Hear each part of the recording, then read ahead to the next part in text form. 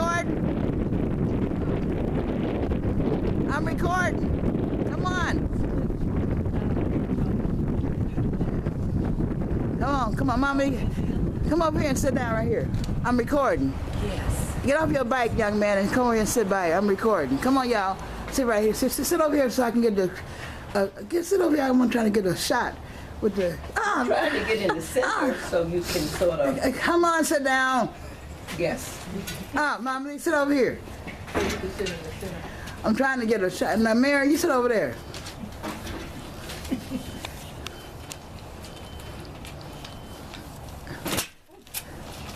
Now, this is the, we're still at the National Block Club event.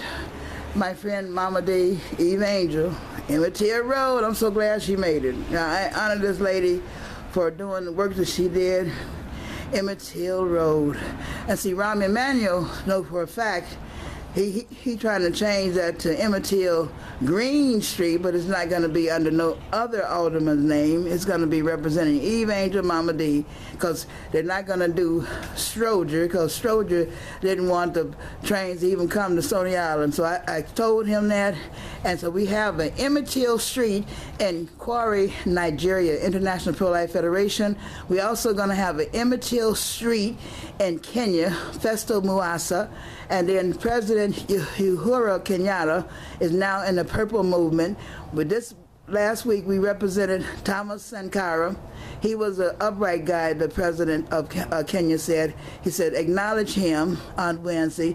He was a man who practiced self-determination. That's a Kuji Chagalia. And he helped the community, but he was assassinated in 1987. So now I want to introduce you to Eve Angel, Mama D, creator of Emmett Till Road. It will be Green Street. Okay, now don't say nothing behind it, against it. Go ahead. First of all, let me congratulate you on your honor today. And I do appreciate, that's one thing about when you create an idea and you write the ordinance and you lobby and you finance even 3.5 years to resurrect a legacy that had been buried for 30 years and nobody wanted to bring it up. But, sometimes when people tell you to sit down and shut up. No, you can't. You do it, and some people don't do it. And because I chose not to do it, you can go to the website and there's thousands of hits on Emmett Till. But I want to know, what were the hits between the years of 1955 and 1985? Where were the books? Where were the documentaries? Where were the anything? That legacy was dead and buried. When I met Mrs. Mamie Till Mobley, we had already chartered our organization in August of 1984. I didn't even know that she was alive. We were Global Committee commemorating King Days, which I am the founding president of. We were doing a program at the DuSable Museum, and the staff came forward and asked me, do you work with Mrs. Mamie Till Mobley? And I said to them, I didn't even know that she was alive. So they gave me her name and her number, and then we invited her to the Days of Respect, January 15th, which we call Humanitarian Day, visually affirmed by wearing the color white. April 4th, Victims of Violence Holy Day, visually affirmed by wearing the color black. And August 28th, spiritual and moral principles of righteousness, justice, peace, peoplehood, and cultural coexistence, visually affirmed by wearing the colors black and white. Amen. Now, our latest project, or revisiting an old project, is to get those Days of Respect on the school calendar, because they visually affirm and culturally capture from the descendants of crimes against humanity and survivors of unjust laws of segregation, Jim Crow, genocides point of view. They are the three key principles of the American civil rights renaissance of the 1960s, because those three things were going on. We were fighting for human and civil rights. We were fighting with a nonviolent weapon because we had no Army, no Air Force, no Navy, and no Marines, and no way to fight against unjust laws except put our body force among their military force, and at the end of the day, we see that we were the ones left standing. So putting these days of respect that capture the three key principles of the movement, which is actually the American Civil Rights Renaissance of the 1960s, because that's what it was. It was a renaissance, like the Harlem Renaissance. It was not the first time anybody ever came up with the idea of freedom, but that was the Renaissance of the 60s. So what we want to do with these days is put them on the school calendar, because when you change the brain, you will change the behavior. And it is time that we stop burying Black history because it exposes white hatred.